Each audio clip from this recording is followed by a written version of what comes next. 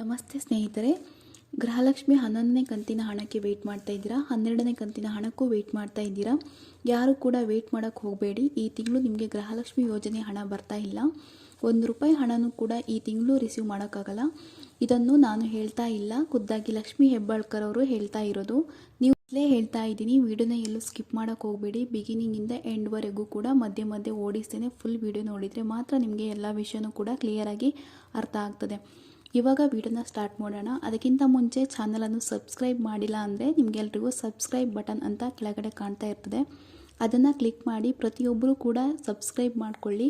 ಹಾಗೆ ವಿಡಿಯೋಗೆ ಲೈಕ್ ಕೊಡಿ. ನೀವು ಕೂಡ ಒಂದೊಂದು ಲೈಕ್ ಸಬ್ಸ್ಕ್ರೈಬ್ಗೆ ಇದೇ ರೀತಿ ಕಂಟಿನ್ಯೂಸ್ ಆಗಿ ಗೃಹಲಕ್ಷ್ಮಿಯ ವಿಡಿಯೋನ ಪಡ್ಕೊಳ್ತಾ ಇರ್ತೀರಾ.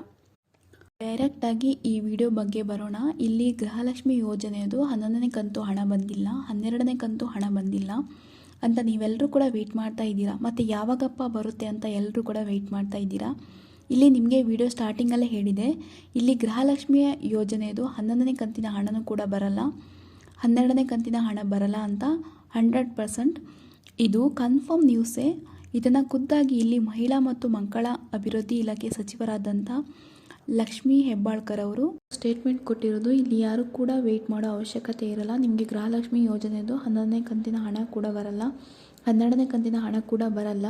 ಈ ತಿಂಗಳು ಕ್ಲಿಯರ್ ಕಟ್ಟಾಗಿ ಹೇಳಿದರು. ಹಾಗಾಗಿ ಏನಕ್ಕೆ ಬರಲ್ಲ, ಹಾಗಿದ್ರೆ ಗೃಹಲಕ್ಷ್ಮಿ ಯೋಜನೆ ಹಣ 2000 ನಿಲ್ಲಿಸೇ ಬಿಟ್ರಾ, ಈ ರೀತಿಯೂ ಕೂಡ ನಿಮಗೆ ಡೌಟ್ ಇದ್ದೇ ಇರುತ್ತೆ. ಹೆಬ್ಬಾಳ್ಕರನ್ನ ಒಬ್ಬರು ರಿಪೋರ್ಟರ್ ಕೇಳ್ತಾರೆ, ಗೃಹಲಕ್ಷ್ಮಿ ಯೋಜನೆ ಹಣ ಬರುತ್ತಾ, ಯಾವಾಗ ಬರುತ್ತೆ ಅಂತ. ಕಳೆದ 2-3 ತಿಂಗಳಿಂದ ಹಣನೇ ಬರಲಿಲ್ಲ ಅಂತ.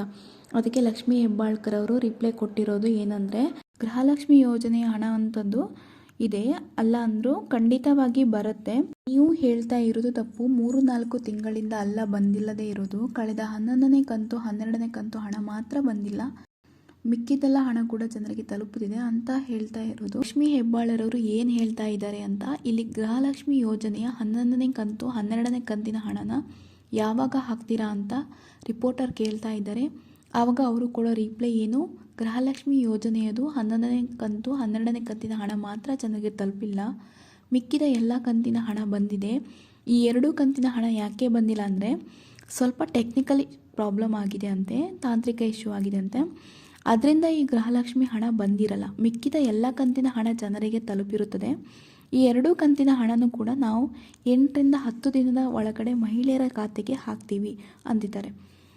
8ರಿಂದ 10 ದಿನ ಅಂದರೆ ನಿಮಗೆ ಎಷ್ಟು ದಿನ ಆಗುತ್ತೆ, ನಿಮಗೆ ಹಣ ಬರೋದು ನೆಕ್ಸ್ಟ್ ತಿಂಗಳಾಗುತ್ತೆ. ಇವಾಗ 8ರಿಂದ 10 ದಿನ ಅಂದರೆ ಈ ತಿಂಗಳು ಮುಗ್ದೇ ಹೋಗುತ್ತೆ. ನೀವು ನೆಕ್ಸ್ಟ್ ತಿಂಗಳು ಮೊದಲನೇ ವಾರ 2ನೇ ವಾರ ಹಣನ ರಿಸೀವ್ ಮಾಡ್ಕೊಳ್ಬಹುದು.